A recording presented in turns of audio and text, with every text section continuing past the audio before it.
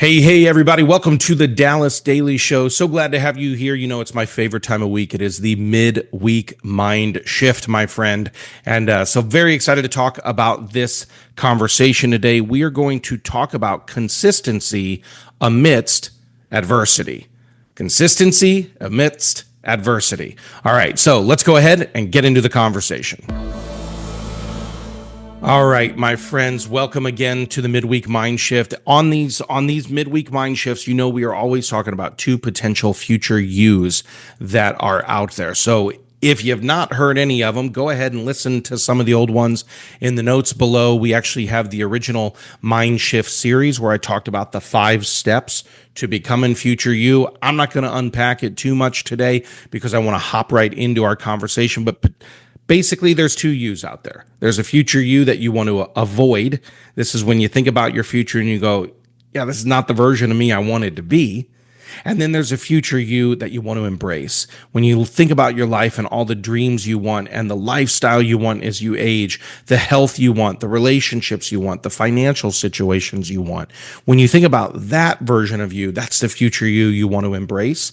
And based on our present decisions, we can be on a trajectory of one or the other. We're either going to hit the target or we're going to miss wildly and be sad and broken and angry and frustrated, depressed, filled with anxiety, all the stuff. So we talk about that a lot on the Mind Shift, and we know that there's a future version of you that already exists. And if we can begin to think like, believe like, behave like that version of me, just as when I was a kid, I used to behave like the superhero I wanted to pretend to be, right? Or for me, you guys laugh, you know this about me. For me, it was the pro wrestlers I wanted to be like. I would go out on the trampoline and you would have thought I was better than Hulk Hogan. Probably didn't take very much because all he could do was a leg drop and a wrist hold. So it probably wouldn't have been much to be better than him. Sorry, Hulkster. You weren't as good technically as we all hoped you would be. However,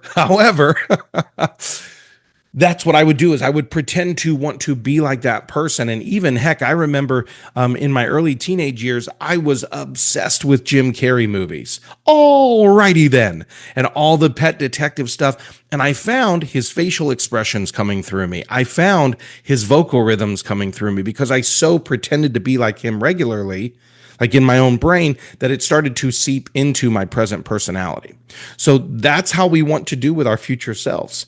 And that sounds childlike, but I can tell you now, it's actually very fulfilling to create a future version of you that is consistent over time, that is exactly who you want to be, and then start to pretend to be like them until you actually become like them. It's like demoing, right? It's like beta testing that version of you out in the world. So one of the things we have to do with that is, yes, there has to be some alignment. We have to be aligned with this future version of ourselves. But one of the most important things is consistency, right? I've said on this pod before, one of my personal quotes, I think, what do they say? Egomaniacs quote themselves, right? I'm quoting myself here. I apologize. I don't think I'm an egomaniac. However, I'm going to go ahead and give you this quote, and it's simply this.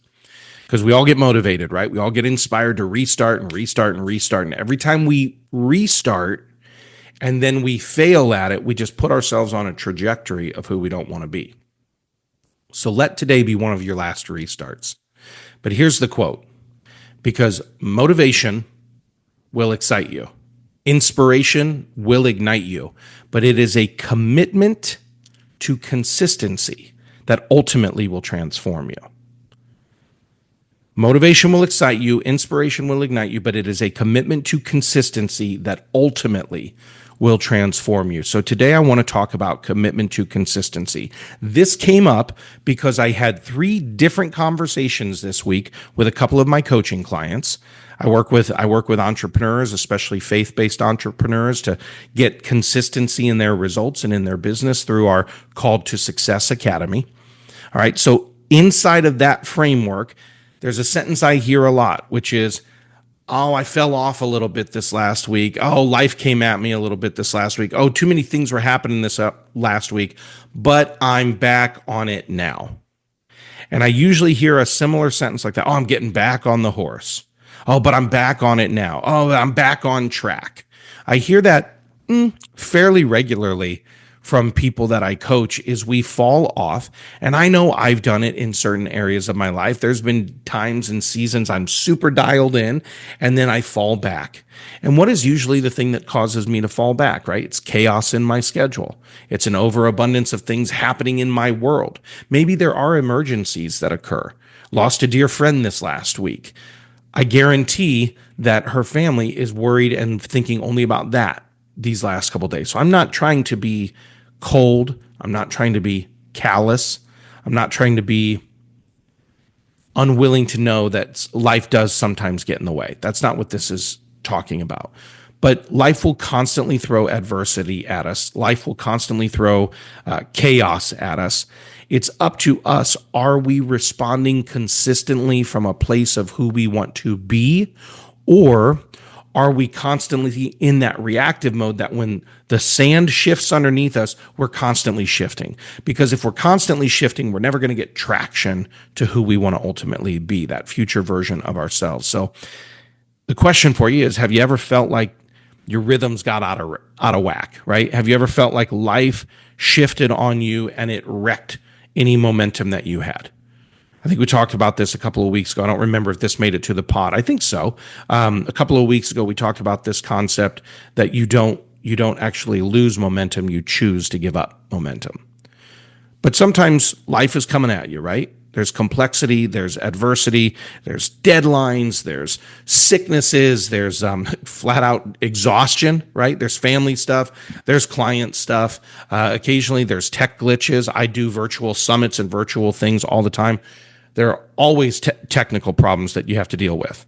And one of two things could happen. I could revert to an old reactive version of me, or I could get proactive, embrace the struggle, move forward with it, right? But the idea is there is constantly this drift that's calling us away from our future self to drift back to the old trajectory. So when we're inconsistent in what we do, it is not unusual. If you're inconsistent, it is not unusual to drift, right? If you're not actively sailing towards something and you just let the waves kind of take you where they go, right? A boat without an anchor is going to drift, and a boat without propulsion is definitely going to drift, right? Even if the waters are calm, there's always stuff moving underneath. So now think about you, your future self. Think about the times that pressure happens. Ask yourself, when this pressure happens, what would future me do in this situation? If you ever catch yourself in a drift, you actually say, what would future me do in this? Would future you press in, keep the engine going, even if you're going consistently forward just an inch at a time? Better to progress an inch than to lose a mile. One of my sons right now, I've been working to regain some physical health. One of our sponsors of the show, obviously, the Shed Fat Fast program with Joel Staley, working with my wife on some stuff as well on maintaining accountability, because accountability is huge for consistency. That's big. But one of my sons the other day was like, "Oh, Dad, I'm so glad you're getting it back." And my response to him was, "Son, never lose it." Because it is a heck of a lot harder, my friends. Speaking of Jim Carrey, oh my goodness, it is heck of a lot harder, pal, to get it back than it is to never lose it. So if we maintain small, moderate consistency over time, we avoid what ultimately becomes a huge drift that then requires an extreme solution. And we can choose to make that extreme solution we can choose that, or eventually life will choose it for us. And it might choose it in the hospital bill. It might choose it in the diagnosis you don't want to hear from the doctor, in the results from the blood work, right? Then life will require the shift, which is actually just more chaos. So you can't even be consistent then at that point, because now you've given over your agency to life itself. And now you're at the whim of the doctors and the pharma and the medication and all the stuff. So that's why it's so important, before life takes us on a chaotic mile away and puts us down an extreme path, before that ever happens, what can we do to not only regain our activity, but maintain our consistency, even in the face of adversity? It's a great question, something we should all consider, something we should think about. And I think we need to reframe what consistency is, because consistency sounds like it could be boring, and consistency sounds like you're, quote, taking the spice out of life, but that's not it at all. And so in just a minute, we're going to kind of reframe consistency a little bit, and we're going to actually talk about how you can use adversity to accelerate toward who you're becoming. So stay tuned for all of that. We'll be back in just a minute, but first, let's get a word from our sponsors. This episode of the Mind Shift is actually brought to you by the Shed Fat Fast program. Look, if your belly has been hanging around like it pays rent, it's time to listen up, my friends. Joel Staley, his Shed Fat Fast program has helped now over 1,400 professionals drop 25 to 50 pounds within 12 weeks. I am not kidding, 25 to 50 pounds within 12 weeks. And he uses a specified fasting protocol that actually works. No 16 and 8s and none of that stuff. No weird shakes, no rabbit food, no 6 tiny meals nonsense. I'm in the program right now, and trust me, it's not hype. It's results. And I still get to eat my ribeye steaks. So go ahead, hit up shedfatfast.com right now for a free training that Joel has. Again, that's shedfatfast.com. And when you reach out to Joel, be sure and let him know that you heard about it at the Dallas Daily Show. A big thanks to Greg Iverson and his all-star team at Neighborhood Loans. They're the official studio sponsor of the Dallas Daily Show and the Midweek MindSHIFT series. My friends, whether you're looking to buy your first home, whether you're refinancing your dream home, or if you're looking to get into acquisition or management of investment real estate, Greg's team, they're the real deal. They're fast, they're kind, they provide coaching and training for you, and most importantly, they actually return your calls. That's huge, right? And even though we're here in the St. Louis, Missouri area, Greg's team works nationwide. So be sure and check them out. We've got them in the show notes, but theiversongroup.com. Again, that website is theiversongroup.com, or just give them a call at 314-658-9400. Again, that's 314-658-9400. It's time to invest in your future with the Iverson Group. All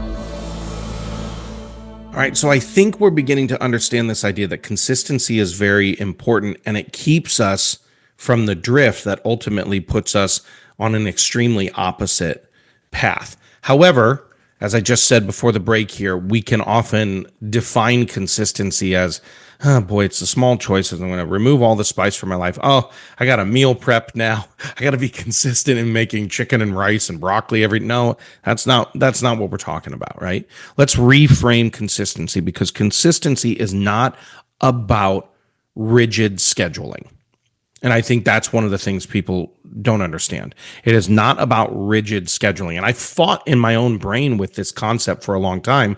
I remember years ago chatting with my CrossFit coach at that time, and being on the podcast, and we brought in a nutritionist, and she basically said there are moderators and there are abstainers.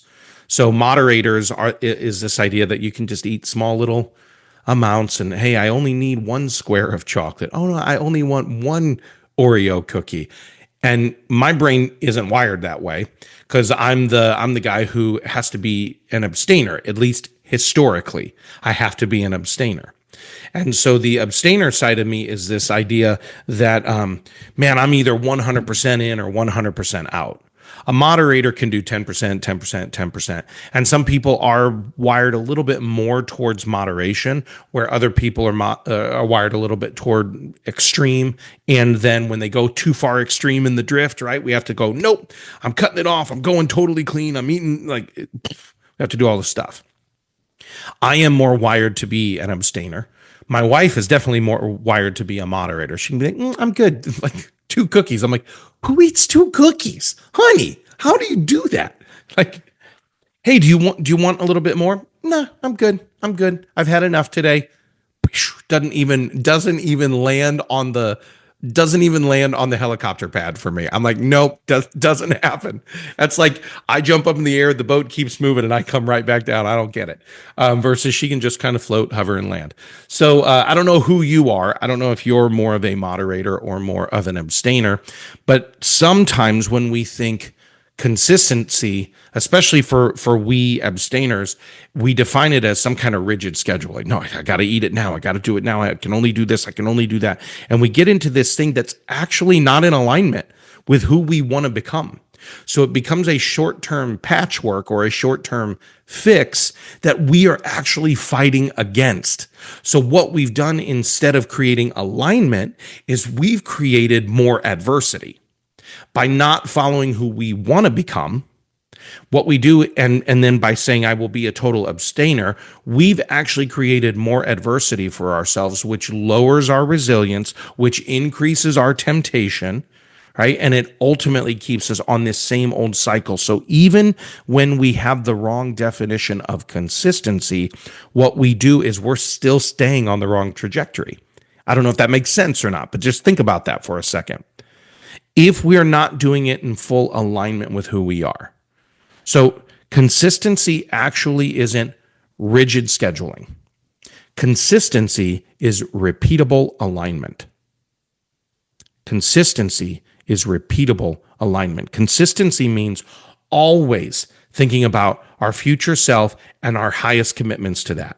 Remembering our future you goals, recentering faster without getting knocked off course. Because again, going over to the rigid scheduling on this side or the rigid abstaining over on this side is just causing more adversity. So if instead we're anchored to this future version of our future self in all of our micro behaviors and all of those small things, what can we do that will actually keep us in alignment with who that is? So that I'm always thinking, oh, no, a couple of cookies, that's fine. I'm using cookies as an example because I haven't had any in 10 days. But let's use that as an example here of, oh yeah, I'm actually aligned. And when I hit this version of me that I'm like, oh no, I'm coming from an operating system that is me, the future version of me, then there becomes consistency from alignment of behavior where I'm lining up with who I want to become. And I said it earlier, I start beta testing, I start demoing it, and more, I start to become it in my life. So that's a really important thing, is understanding that we need to reframe consistency to be not rigid adherence over time, but instead it needs to be repeatable alignment over time. And every day when you feel as though you want to drift a little bit, when chaos starts to come at you, instead of being like, oh no, I don't know what to do, I'm not going to do anything. No. You simply have to ask yourself the question, what would future me do in this situation? Because maybe it is, there actually isn't time to hit the gym today. Or maybe it is like, there isn't time to be the best version of myself in this. There's always time to be the best version of yourself. We do these live, folks. We don't edit them. Sometimes I say something wrong. There's always time to be the best version of yourself, because there's always time to ask, what would future me do in this situation? And if we've created this person so well, it can be done. We do have the Future You 5-day program available in the notes for you as well. So if you want to go to futureyou5day.com, you can actually create this version of yourself. It's about a 30-minute training for 5 days in a row. You do the exercises live with us there, and that's available for you too. But recentering faster when you get knocked off course is absolutely important. And then one last thought here for you on this idea of consistency is adversity actually can accelerate you toward who you want to become.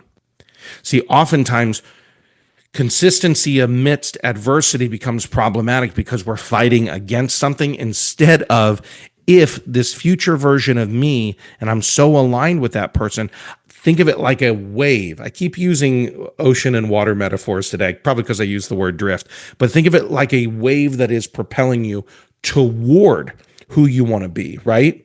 So a time when consistency during adversity doesn't maintain itself, Can you think of one in your own life where when you fell into the adversity and you said a phrase like, I'll start again Monday? Or, oh, I need to get back on the horse. Or, yeah, I fell off a little bit. All of those indicator phrases. Can you think of one in your own life? I can think of a million Mondays that I've restarted. I can just tell you that personally. I can think of many times that I got back on the wagon, so to speak, or I got back on the horse, right? And every time I actually lost trust with myself, just a little bit. So what if instead of a bad day, oh, I'll restart tomorrow? What if it was a bad meal? I'll restart right after this. If instead of a bad week, oh, I'll just get back on Monday. Instead of that, what if it's like, no, today's a wash. I'm going to rest, reset, realign, and re-go, right? What if it became a shorter pull? And what if instead you were like, you know what? This adversity has me frustrated. I'm going to take this into the gym with me. Or what if, oh, this is really hitting me hard right now. This is coming against me at the moment. I'm going to use I'm going to use a spiritual metaphor here. All right. Let's say you feel as though life is coming at you and hell itself is coming against you. We can do one of two things with that. We can drift and we can fall into sedation patterns that are the old version of us, or we can lean into God, right? We could lean in and say, God, how can I become future me amidst this adversity? You don't grow muscles by not exercising them under stress. You stress them. And so I think what we have to do is we have to start to tell ourselves, no, we can be consistent in the complex. We can be consistent in the adverse, because actually when there's adversity and I anchor and align to future me, what begins to happen is I get a compounding effect of results. It's almost like compound interest toward the ultimate goal, which is manifesting this new version of me in my present reality. And adversity gives me the ultimate opportunity to find that consistency, sit in that complexity, but ultimately manifest that new reality in the present. It's a really powerful thing. So I think we need to begin to reframe consistency as it is simply just repeatable alignment. And I think we need to reframe adversity as an opportunity for acceleration. So in your own life, my friends, think about what you can do there.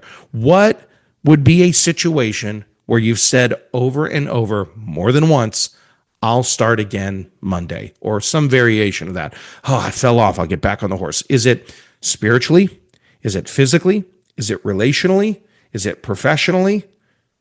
Like, where in your life have you gotten inconsistent because it got inconvenient? Inconsistency because of inconvenience, right? So I'm going to challenge you from that. You're going to think about that, and then as you're driving, as you're doing your dishes, as you're thinking it through this week, wherever you are, as you're hearing that, I actually want you to say, what can I do? Let me reframe that. What would future me do the next time this occurs? We know it's going to happen, right? In the same way you've heard me talk about emotional triggers. We know the boss is going to say the thing they always say. The spouse, the significant other, they're going to say the thing that miffs me, right? The kids are going to say the thing that makes this vein on my neck appear, or the vein on my forehead appear just a little too much. We know it's going to happen. So when it happens next time, I can either get so frustrated that I drift, or I can actually stop and go, okay, what would future me do the next time this occurs? So where have you gotten inconsistent because of inconvenience? That's question one. And then what can future you do next time? It is all about letting adversity accelerate your growth. It is all about the consistency of repeatable alignment with who you want to be, the future you that you want to be, my friends. So that's it. That's all I got for you. Just go ask yourself, where can I get repeatable alignment? Where can I accelerate in the midst of adversity? And what would future me do differently the next time we hit this inconvenience? Because that is going to accelerate you into ultimately becoming who you want to be. That's all I got for you, my friends. Go out there, have a championship day. Thanks for listening to my dad's podcast. For more tools, go to dallasdailyshow.com. Be sure to like, subscribe, and share. Thank you.